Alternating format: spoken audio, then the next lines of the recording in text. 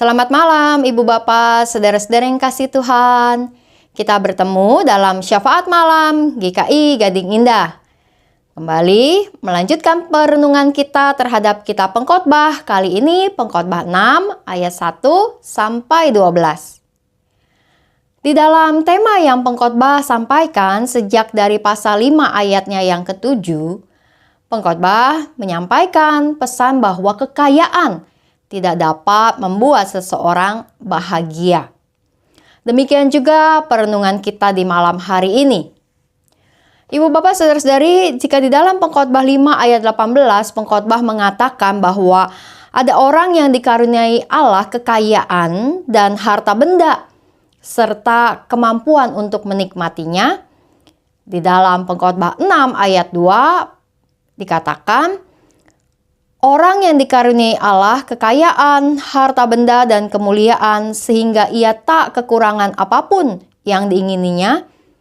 Tetapi orang itu tidak diberi kemampuan oleh Allah untuk menikmatinya, melainkan orang lain yang menikmatinya. Inilah kesia-siaan dan penderitaan yang pahit. Apa artinya tidak diberi kemampuan untuk menikmati oleh Allah? Pengkhotbah tidak menjelaskan mengapa dikatakan bahwa Allah tidak memberi kemampuan kepada orang itu untuk menikmati kekayaannya. Apakah karena sakit atau kekayaannya keburu habis atau bangkrut? Namun di dalam ayat yang berikut dapat memberikan kepada kita setidaknya sebuah gambaran, yaitu tentang sebuah rasa puas. Di dalam ayat berikut, yaitu ayat yang ketiga, Pengkhotbah mengatakan ada orang yang punya 100 anak dan umurnya panjang. Banyak anak kadang diartikan banyak rezeki ya. Demikianlah ungkapan yang dihayati secara umum, bukan? Begitu juga di dalam Alkitab, khususnya ketika kita bicara tentang berbagai kisah-kisah di dalam Perjanjian Lama, bahwa anak adalah tanda berkat Tuhan.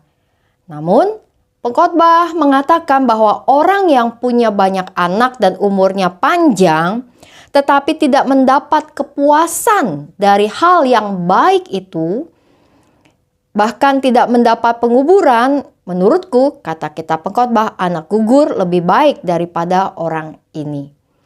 Anak gugur yaitu anak yang tidak dilahirkan adalah lebih baik hidupnya, kata Pengkhotbah. Kenapa? Karena tidak mengalami penderitaan dan kesia-siaan di dalam kehidupan. Nah, ibu bapak, saudara-saudari yang dikasihi Tuhan, di dalam ungkapan-ungkapan ini Pengkhotbah ingin mengingatkan bahwa ada orang yang tidak pernah puas dengan hidupnya. Sekalipun punya banyak kekayaan, punya banyak anak, umurnya panjang tapi tidak pernah puas, yang berarti tidak bisa bersyukur, yang berarti tidak dapat kemudian menikmati kehidupannya. Bahwa hal yang terjadi dalam hidupnya lebih banyak dipenuhi dengan rasa ketidakpuasan, kekecewaan, dan bahkan juga mungkin mengeluh, merasa selalu kurang, dan tidak dapat kemudian melihat hal yang baik itu sebagai sebuah kebaikan. Dan di dalam ayatnya yang ke-9, Pengkhotbah juga mengingatkan, lebih baik yang sudah tampak di depan mata daripada menuruti nafsu. Ini pun kesia-siaan dan usaha menjaring angin. Wah, Dombi pernah begitu tuh. Tidak bersyukur dengan apa yang ada, malah ngeluh-ngeluh karena apa yang tidak Dombi punya. Ya, itulah yang memang patut kita renungkan. Bahwa setiap hal yang ada di depan mata kita, hal-hal yang kita miliki, hal-hal yang telah kita capai, hal-hal yang Tuhan percayakan kepada kita.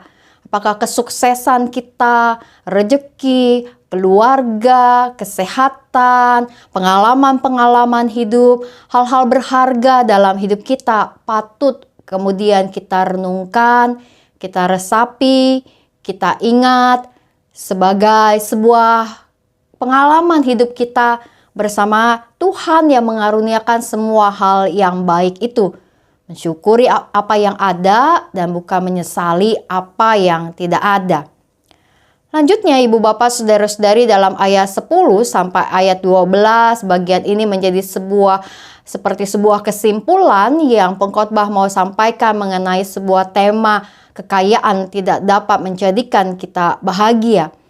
Bahwa apa yang ada, kata pengkhotbah di ayat yang ke-10, apapun yang ada sudah lama disebut namanya dan siapa manusia sudah diketahui. Ia tidak dapat berperkara dengan yang lebih kuat daripadanya. Bahwa di dalam kehidupan kita ada kuasa Allah yang kuat, kuasa Allah yang menentukan perjalanan kehidupan kita, dan Allah yang kemudian memberikan kita kesempatan untuk memiliki dan bahkan tidak memiliki sesuatu. Dan karenanya pengkhotbah mengingatkan kita bahwa di dalam kehidupan kita yang pendek seperti berada dalam bayang-bayang, kata kitab pengkhotbah dalam ayatnya yang ke-12, maka kita mau belajar untuk berpuas dengan apa yang ada, mensyukuri setiap tahap kehidupan kita, dan kemudian mengingat bahwa seperti bayang-bayang yang akan hilang tanpa mentari matahari, maka demikian juga kehidupan kita tak ada, lenyap, dan tak berharga di luar dari terang Tuhan. Hiduplah terus dalam terang Tuhan. Kita mau berpuas dengan apa yang ada di hadapan kita, mensyukurinya, menikmatinya, dan kemudian merasakan penyertaan Tuhan bagi kita. Mari kita menaikkan doa-doa kita. Kita berdoa.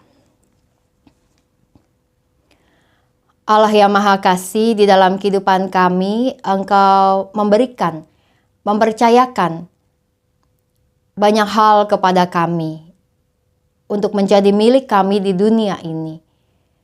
Dan berikan kami ya Tuhan kemampuan untuk menikmatinya ketika kami merasa puas, bersyukur dengan apa yang telah Engkau percayakan sebagai hal yang baik.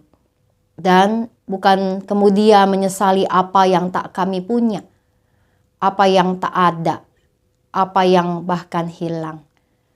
Kami mau mensyukuri apa yang ada di hadapan kami.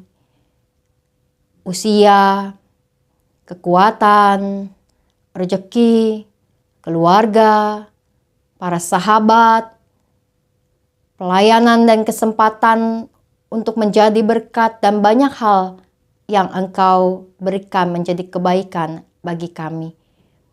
Karenanya dimanapun umat-Mu berada, biarlah umat-Mu dapat mensyukuri setiap hal yang terjadi dalam kehidupan ini. Kami berdoa ya Tuhan, untuk kehidupan kami sebagai umat manusia, biarlah kiranya ada kedamaian yang dapat terjadi dalam kehidupan di dunia ini. Kami berdoa khususnya untuk daerah-daerah yang berkonflik dan mengalami peperangan, pertikaian.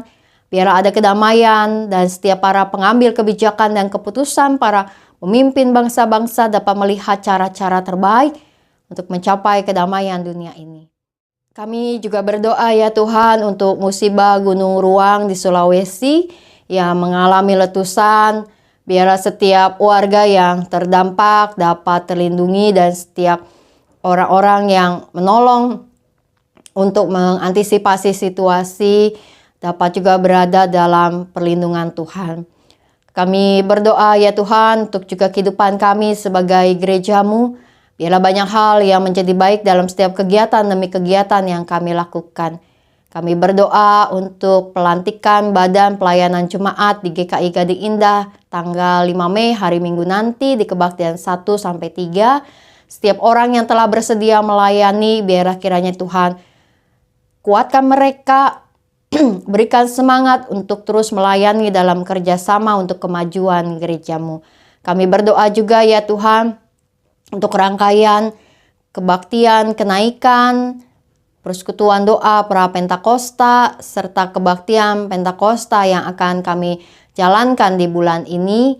Biarlah setiap ibadah demi ibadah dapat semakin membuat kami menghayati tentang kuasa-Mu yang besar, yang terus bekerja dalam segala hal dan membuat kami dapat menjadi umat yang terus berbuah di dalam dunia ini.